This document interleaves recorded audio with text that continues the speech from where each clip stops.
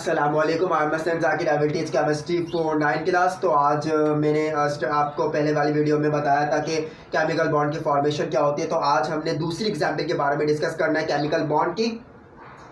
तो दूसरी एग्जाम्पल आपको मैंने बताई है मैग्नीशियम ऑक्साइड की एग्जाम्पल लेंगे। यानी मैग्नीशियम एक आइटम है जिसके आखिरी शेल में 2 इलेक्ट्रॉन है, और एक ऐसा आइटम जो ऑक्सीजन है जिसके आखिरी शेल में कितना इलेक्ट्रॉन है, 6 इलेक्ट्रॉन है। सॉरी, आखिरी शेल में इसके 4 इलेक्ट्रॉन आएंगे। उसके पास टोटली 6 इलेक्ट्रॉन है। मैग्नीशियम के पास टोटली कितना इलेक्ट्रॉन है, 12 इलेक्ट्रॉन है। तो अपने मैग्नीशियम की एग्जाम्पल ले लेते हैं। इसी एग्जाम्पल में आपने मैग्नीशियम की एग्जाम्पल में आपको समझा दूंगा। आपको पता है ये बात, पिछली वीडियो से मैंने आपको बताई है कि पहले शेल में 2 इलेक्ट्रॉन आएंगे और दूसरे में कितना इलेक्ट्रॉन आ रहे हैं, 8 इलेक्ट्रॉन आते हैं। ठीक है, तो ऑक्टेट टूल आपको ऑलरेडी पता है, मैं बता चुका हूँ। तो मैग्नीशियम की एग्जाम्पल हमने प्रैक्टिकली देख लेनी है कैसे होगा। पहले शेल में 2 इलेक्ट्रॉन है, ठीक है। इसी तरीके से पहले के बाद जो दूसरा शेल है उसमें कितना इलेक्ट्रॉन आएंगे, 8 इलेक्ट्रॉन। पहले के बाद जो इलेक्ट्रॉन आएंगे वो 8 इलेक्ट्रॉन आएंगे, ठीक है। तो उसके बाद जो जितना इलेक्ट्रॉन रह जाएंगे वो आखिरी शेल में आ जाएंगे, वही शेल वैलेंस शेल कहलाएगा। इसी तरीके से जो मैग्नीशियम के आखिरी शेल में इलेक्ट्रॉन बचे वो आपको पता है 2 इलेक्ट्रॉन बचे। वो कैसे बचे वो आप देख लीजिए। 12 इलेक्ट्रॉन है इसके पास, 2 इलेक्ट्रॉन जो है पहले शेल में गए, फर्स्ट शेल में डुप्लीकेट कंप्लीट किया उसने। उसके बाद 8 इलेक्ट्रॉन आए, 8 और 2 10 हो गए, और जो बचे 2 इलेक्ट्रॉन 12 के अंदर वो 12 इलेक्ट्रॉन, यानी 10 इलेक्ट्रॉन इसमें आ गए, 10 इलेक्ट्रॉन, और 2 इलेक्ट्रॉन क्या आ गए, आखिरी शेल में आ गए। एक्चुअली जो 2 इलेक्ट्रॉन है वो क्या है, वैलेंस इलेक्ट्रॉन कहलाएंगे। और जो आखिरी शेल में 2 इलेक्ट्रॉन मूव कर रहे हैं वो जो शेल है जिसमें जिस सर्किल में मूव कर रहे हैं 2 इलेक्ट्रॉन, वो आप कहलाएगा, वही कहलाएगा सर्किल वैलेंस शेल, ठीक है।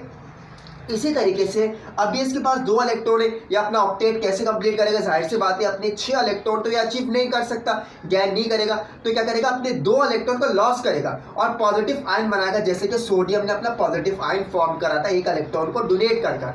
इसी तरीके से अपने क्या करेगा, 2 इलेक्ट्रॉन को लॉस करेगा। इसने अपने 2 इलेक्ट्रॉन जब लॉस करे तो उसके आखिरी शेल में कितना इलेक्ट्रॉन आ गए, 8 इलेक्ट्रॉन, 8 इलेक्ट्रॉन आए। इसका मतलब क्या है, ये रूल की फॉलो कर रहा है। रूल फॉलो कर रहा है, कौन सा रूल फॉलो कर रहा है, ऑक्टेट रूल की ये पैरवी कर रहा है, ऑक्टेट रूल को फॉलो कर रहा है, ठीक है।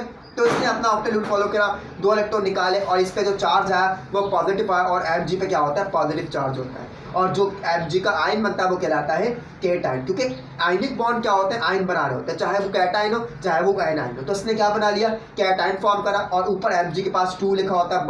बहुत सी किताबों में आपके पास Mg के ऊपर 2 लगा है। वो इसी का मतलब है कि अपने 2 इलेक्ट्रॉन इसने डोनेट कर दिए और 2 प्रोटॉन इसके पास ज़्यादा है, तो ये शो कर रहा होता है Mg ने अपना क्या बॉन्ड फॉर्म कर रहा है, या Mg अपने 2 इलेक्ट्रॉन डोनेट करके ऑक्टेट रूल की पैरवी कर रहा है। इसी तरीके से अब जो 2 इलेक्ट्रॉन गए तो कहाँ गए, एक फोर्स प्रोवाइड करी थी Mg ने, किसके ऊपर, O के ऊपर, यानी मैग्नीशियम ने ऑक्सीजन के ऊपर 2 इलेक्ट्रॉन मैग्नीशियम ने क्या करे, लॉस करे, और 2 इलेक्ट्रॉन जो मैग्नीशियम ने लॉस करे वो ऑक्सीजन ने क्या कर लिए, एक्सेप्ट कर लिए। तो ऑक्सीजन के पास आपको पता है आखिरी शेल में, सॉरी ये शेल नहीं होता ऑक्सीजन का, तो आखिरी शेल में कितना इलेक्ट्रॉन है उसके, आखिरी शेल में 6 इलेक्ट्रॉन है। तो आखिरी शेल में 6 इलेक्ट्रॉन है, उसने क्या करा, ये 2 शेल है इसके पास, ठीक है। मैं बना के दिखा दूँ ऑक्सीजन का आइटम, आपके इजीली समझ में आ जाएगा। तो पहला शेल क्या है और दूसरा शेल, 2 इलेक्ट्रॉन, आपको पता है 6 इलेक्ट्रॉन है। इसने 2 इलेक्ट्रॉन हासिल कर स्टेबिलिटी को, नोबल गैसेस की स्टेबिलिटी को हासिल करना है, और आयनिक बॉन्ड के बनाकर उसने ऑक्टेट रूल की पैरवी करनी है, ऑक्टेट रूल को फॉलो करना है।